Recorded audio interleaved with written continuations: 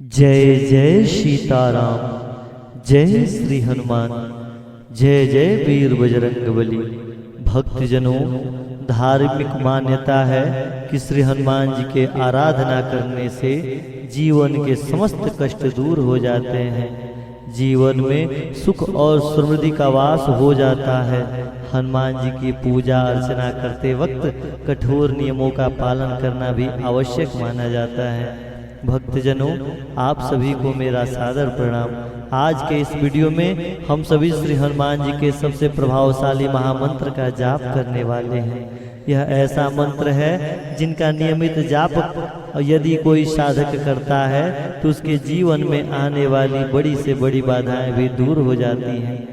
भक्तजनों, श्री हनुमान जी के विधि पूर्वक महामंत्र का जाप करना हमारे जीवन के लिए अत्यंत ही कल्याणकारी मानी गई है। इस महामंत्र का जाप नियमित रूप से करने से सुख की प्राप्ति हो जाती है। बजरंगबली आप सभी के जीवन के सभी समस्त दुखों को दूर कर देंगे। तो आइए भक्तजनों, हम सभी सनातनी मिलकर श्री हनुमान जी के इस सबसे प्रभावशाली और सबसे सूक्ष्म श्री हनुमान जी का बीज मंत्र का जाप 108 बार करते हैं। भक्तजनों, ध्यान रहे कि जब भी आपको समय मिले तो श्री हनुमान जी के सानिध्य को प्राप्त करने हेतु श्री हनुमान जी के महामंत्र का जाप अवश्य करते रहें। जय जय सीताराम, जय श्री हनुमान। ओम ऐं भ्रीं हनुमते श्री रामदूताय नमः। ओम ऐं भ्रीं हनुमते श्री रामदूताय नमः। ओम ऐं भ्रीं हनुमते श्री रामदूताय नमः। ओम ऐं भ्रीं हनुमते श्री रामदूताय नमः। ओम ऐं भ्रीं हनुमते श्री रामदूताय नमः। ओम ऐं भ्रीं हनुमते श्री रामदूताय नमः। ओम ऐं भ्रीं हनुमते श्री रामदूताय नमः। ओम ऐं भ्रीं हनुमते श्री रामदूताय नमः। ओम ऐं भ्रीं हनुमते श्री रामदूताय नमः। ओम ऐं भ्रीं हनुमते श्री रामदूताय नमः। ओम ऐं भ्रीं हनुमते श्री रामदूताय नमः। ओम ऐं भ्रीं हनुमते श्री रामदूताय नमः। ओम ऐं भ्रीं हनुमते श्री रामदूताय नमः। ओम ऐं भ्रीं हनुमते श्री रामदूताय नमः। ओम ऐं भ्रीं हनुमते श्री रामदूताय नमः। ओम ऐं भ्रीं हनुमते